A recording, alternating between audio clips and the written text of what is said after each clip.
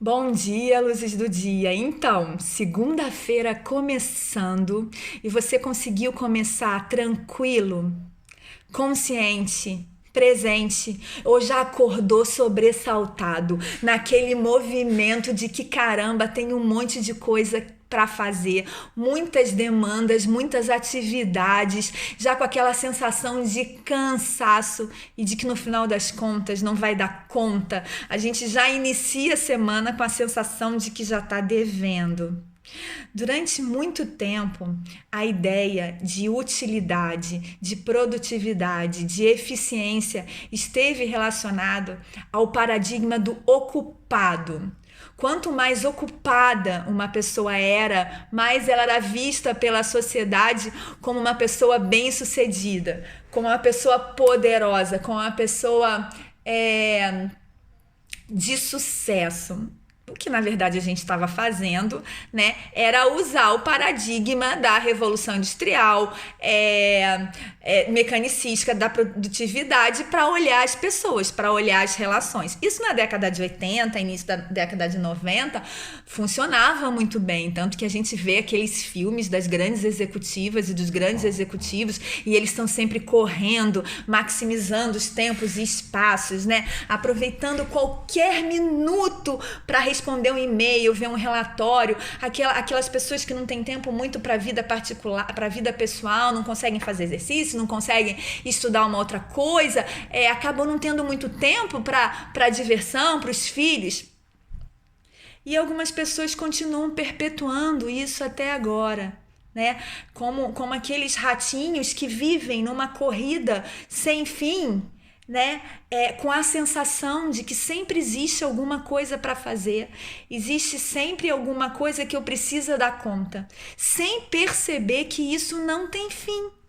É uma lente que a gente botou e que se a gente não tirar a nossa vida até o nosso último suspiro, ou quiçá até a gente se aposentar, vai ser isso, uma sucessão de atividades e deveres e fazeres. O Peter Drucker, né, o grande pai da administração, já dizia isso.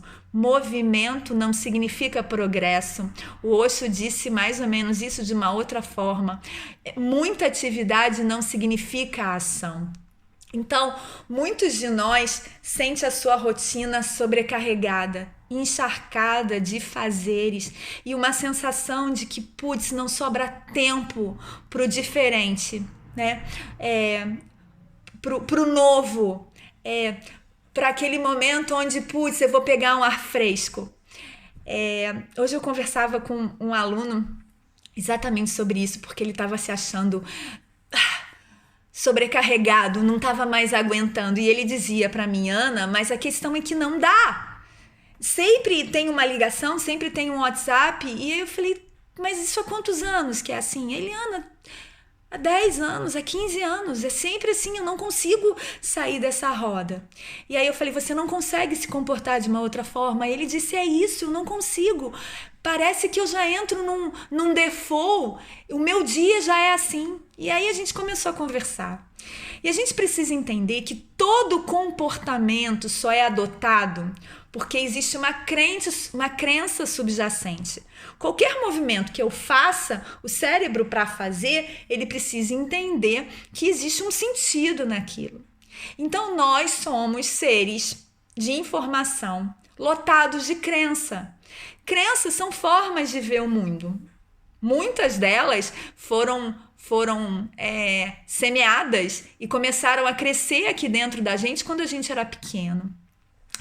E esse senhor dizia, a gente meditou e ele disse, e eu identifiquei, né, que uma dessas crenças a minha sensação se eu não fizer nada, é como se eu estivesse perdendo tempo e houvesse um senhor, uma entidade que fica me olhando e me dizendo, olha, você precisa maximizar. É melhor você fazer isso agora, ganhar tempo, porque o mundo ele é tão difícil, ele é tão complexo, ele é tão escasso, que se você não viver e rodar sempre na sua maior amplitude, você pode no futuro se arrepender. Sabe aquelas histórias de criança, né, das fábulas, que nos ensinam muitas coisas, mas também nos ensinam muita porcaria, daquela pessoa, daquele bichinho, né, que tá sempre fazendo no verão, ele não quer saber de nada, ele não pega sol, ele não sente o perfume das flores,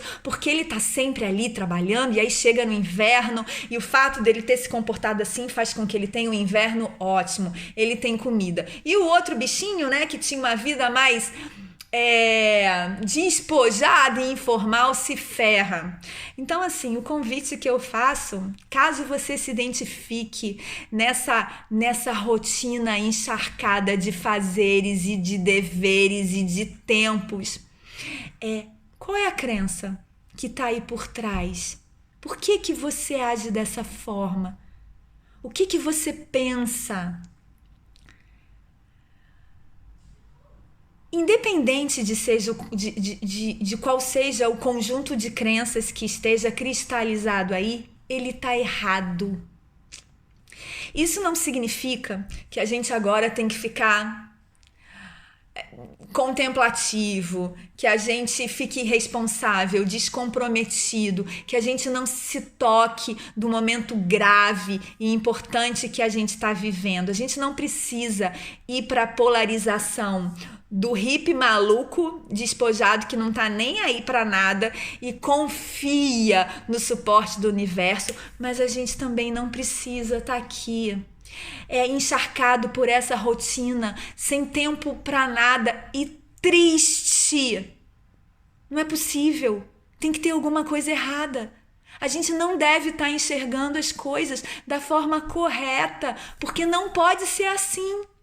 Deve ter um caminho B, um caminho C, um caminho D para cada um dentro das suas aspirações e objetivos. Não importa se você quer ser uma dona de casa, se você quer ser um puto empresário, se você quer ser um empreendedor, não importa o que você quer ser. A gente precisa encontrar uma forma de lidar melhor com as demandas com mais leveza.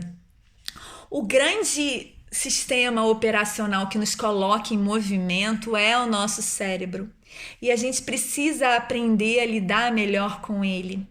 A ideia de que uma mente sobrecarregada, que está sempre pensando em atividade, refletindo, conjecturando, julgando, nomeando, criticando, é uma mente assertiva, perspicaz, é uma falácia.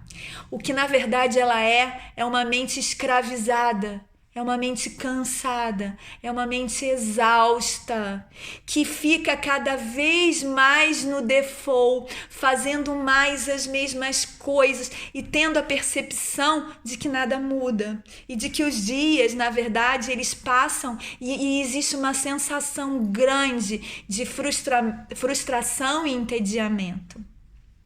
Se a gente aprender a lidar melhor com a nossa mente, a gente consegue ter mais força, mais energia, mais capacidade criativa de desenvolver cenários complexos, de fazer conjecturas, de utilizar a intuição no nosso processo decisório intuitivo para levar os nossos desejos e as nossas vontades de realização num patamar de performance mais elevado, mas que não exija tanto esforço e peso. É possível maximizar a nossa experiência de trabalho, a nossa experiência de estudo, para que a gente consiga viver de forma mais equilibrada. Tem pessoas que têm pânico dessa história de equilibrado, né? Porque fala assim, eu vou ficar mole, o bicho tá pegando e eu vou ficar meio zen e isso não vai funcionar. Paradigma errado. O equilíbrio é a fonte da criatividade, da verdadeira experiência de vida, onde eu consigo meter bronca em alguma coisa de trabalho ou de estudo que eu preciso fazer, mas eu também eu também consigo experienciar o nada, a conversa com o filho, o momento que eu tô comendo, o momento que eu tô vendo um filme, sorvendo dessa realidade inteira, preenchida com aquela vida. Então, a semana está começando e esse é o convite que eu te faço. Caso você se identifique nesse padrão que nos consome de ação, e não importa se você é uma dona de casa, se você é um aposentado ou se você é um cara de empresa, a sensação de atividade de sobrecarregamento, ela pode ser vivenciada por qualquer pessoa, independente efetivamente da rotina concreta que ele tem. Então, se você se identificou, para um pouquinho e tenta refletir, mesmo em beta, por meio da mente, qual é a crença que faz com que eu esteja glorificando esse estado de vida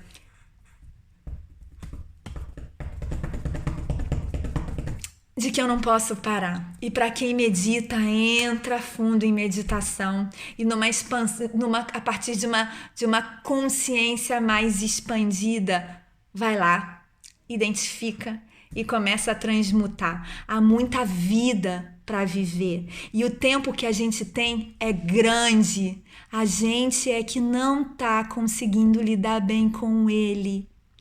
E pode parecer paradoxal, mas quanto mais a gente para, mais tempo e mais vida a gente ganha. Se você meditar 20 minutos por dia, que é, 5% do seu dia útil, você não perde tempo, você potencializa, você incrementa os outros 98, os outros 95. Uma linda semana para vocês e simbora, que a gente tem muita coisa para viver.